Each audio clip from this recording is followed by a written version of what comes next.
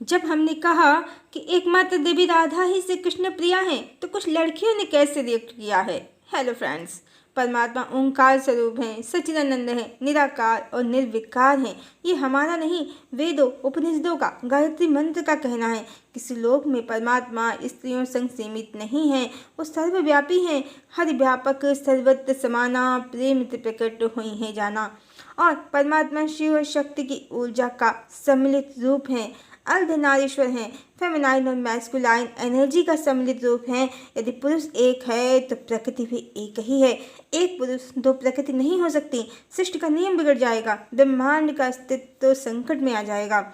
और यही भगवान राम के एक पत्नी व्रत का मर्म, रहस्य और अर्थ भी है।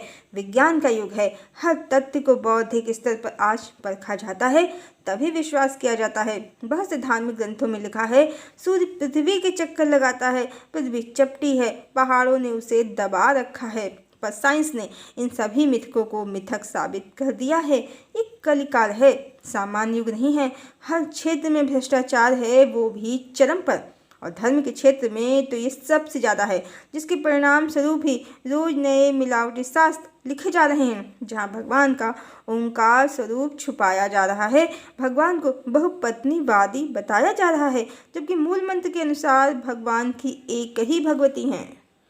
ओम सच्चिदानंद परम ब्रह्मा पुरुषोत्तमा परमात्मा श्री भगवती समेत श्री भगवते नमः। और गायत्री स्तवन से भी जाने, परमात्मा अर्थात विष्णु, विष्णु अर्थात जो अणु अणु में व्याप्त हैं, वो विशुद्ध चेतना है। कई पत्नियों वाले पुरुष नहीं, आदि शक्ति से युक्त परम ब्रह्म पुरुषोत्तम परमात्मा आत्मा का परम धाम है वो। यन्मंडलम सर्वगतस्य विष्णु आत्मा परम धाम विशुद्ध तत्वम। यही परमात्मा का स्वरूप है, और परमात्मा के अतिरिक्त कोई अन्य है भी नहीं, क्योंकि परमात्मा के द्वारा रची हुई सभी जीवात्माएं परमात्मा का ही पूर्ण प्रतिबिंब हैं। जब भी परमात्मा मिलेंगे, चेतना में ही मिलेंगे, भौतिक जगत में विवाह इत्यादि रचाने से नहीं मिलेंगे। जिसे मीरा ने, सूर ने, कबीर ने, तुलसी ने, संत रविदास ने, गुरु नानक ने पाया, वैसे ही मिलेंगे जब भी मिलेंगे। हमने यही बताया, और ये भी बताया कि श्री कृष्ण की पत्नियां त्रेता युग की भगवान राम के रूप और देह पर कामासक्त हुई जीवात्माएं हैं, किसी लोक की देवियां नहीं, क्योंकि स्वर्ग और नरक ही दो लोक हैं।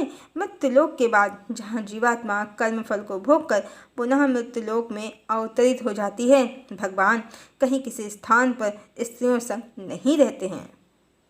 भगवत भक्ति बंधन, विवाह इत्यादि सांसारिक बंधनों में नहीं बांधती है, बल्कि बंधन से मुक्त करती है, स्वयं के सत्य स्वरूप से मिलाती है, आवागमन के चक्र से जीवात्मा को निकाल लेती है। इस तरह श्री कृष्ण की पत्नियां न तो भक्त जीवात्मा हैं, न देवियां, मात्र कामासक्त स्त्रियां हैं, और यही भगवान के हजारों अवैधिक विवाहों का कारण है। अन्यथा जगदम्बा त्रेता में भगवान की एकमात्र पत्नी हैं, वो भी पूर्ण विधि विधान से उनका विवाह भगवान से हुआ है।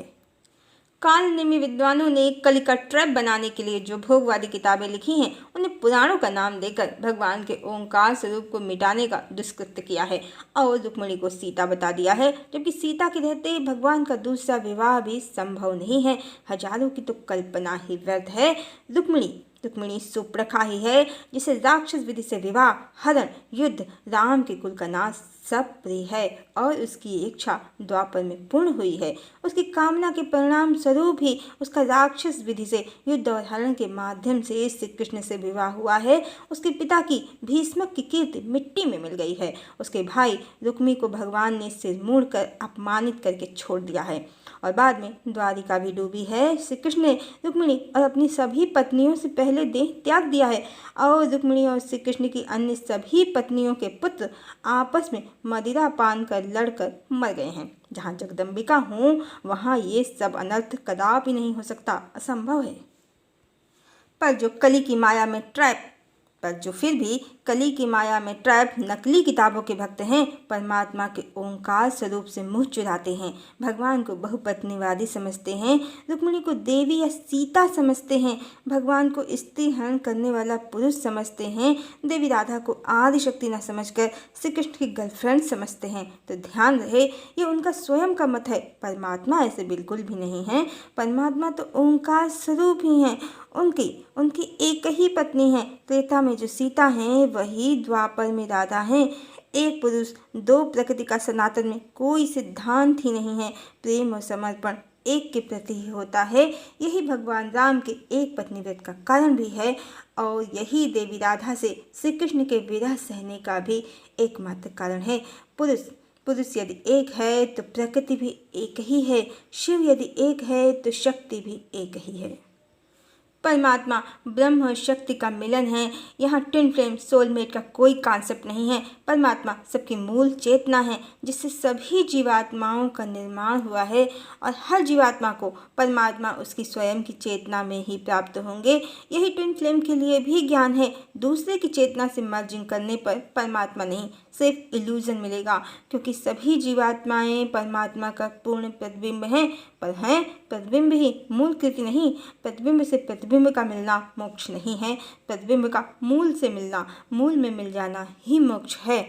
और जो भी श्री कृष्ण से विवाह की कामना करते हैं उन्हें भी जानना चाहिए परमात्मा जब भी मिलेंगे स्वयं की चेतना में ही मिलेंगे। भ्रम से निकल जाएं।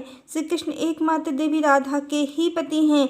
देवी राधा शक्ति तत्व हैं, श्री कृष्ण शिव तत्व हैं। स्वयं की शक्ति को जागृत करने से स्वयं की चेतना में शिव प्राप्त होंगे, परमात्मा प्राप्त होंगे। यही श्री कृष्ण को प्राप्त करने का तरीका है। बाकी गोपियों जैसे नाचने गाने से, विवाह इत्यादि का खेल खेलने से कुछ नहीं होगा।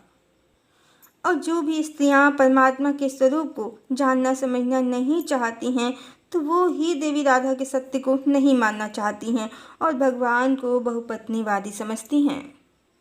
रुक्मिणी और श्री कृष्ण की पत्नियों का महिमा मंडित करती हैं, पर ध्यान रहे हमने श्री कृष्ण की पत्नियों का सत्य इसीलिए बताया कि भगवान के सत्य स्वरूप को भोगवादियों के रचे गए काले ट्रैप से निकलकर जाना जाए, पहचाना जाए। अन्यथा यदि इन्हें देवी, सीता, लक्ष्मी, शिव किसी का भी अंश तो बना दिया, पर मिला क्या? हमारे ईश्वर का सत्य स्वरूप ही खो गया। आदिशक्ति और परम ब्रह्म की वास्तविक महिमा ही लुप्त हो गई। इन कामासक्त स्त्रियों को देवी बनाकर भगवान का ओंकार स्वरूप मिटाना धर्म और ईश्वर दोनों का अपराध है, भगवत अपराध है। और समाज में जो मूर्ख स्त्रियां इन्हीं भोगवादी किताबों को पढ़कर अपने माइंड की कोडिंग ही करप्ट कर लेती हैं, भगवान से विवाह की कामना करती हैं, आत्म साधना नहीं करती हैं, स्वयं में परमात्मा को प्राप्त करने का प्रयास नहीं करती हैं और देवी राधा को श्री कृष्ण की गर्लफ्रेंड समझती हैं, श्री कृष्ण की पत्नियों को देवियां समझकर भगवान को बहुपत्नीवादी समझती हैं, भगवान से रोमांस और मैरिज की कामना करती रहती हैं, तो इनके ही कारण पुरुष वर्ग प्रसन्नतापूर्वक भगवान को मल्टीपल रिलेशंस रखने वाला पुरुष, रसिया इत्यादि कहकर स्वयं कई स्त्रियों संग संबंध रखते हैं और इनसे तो श्री कृष्ण विवाह करने आती नहीं हैं। आएंगे कैसे? वो तो चेतना है, जब भी मिलेंगे तो चेतना में ही। पर इनके कारण पुरुषों की मौज हो गई है और ऐसी मूर्ख अनप्रैक्टिकल स्त्रियों के कारण भगवान का सत्य स्वरूप ओंकार स्वरूप समाज में स्थापित नहीं हो पाता है। भगवान रसिया, मल्टीपल रिलेशन रखने वाले, पॉलिजनी को सपोर्ट करने वाले पुरुष कहलाते हैं और पुरुष इन मूर्ख स्त्रियों की वजह से भोगवाद का आनंद लेते हैं। किसी को परमात्मा का ओंकार स्वरूप प्रिय नहीं है, क्योंकि इससे भोगवाद का सर्वथा नाश हो जाएगा।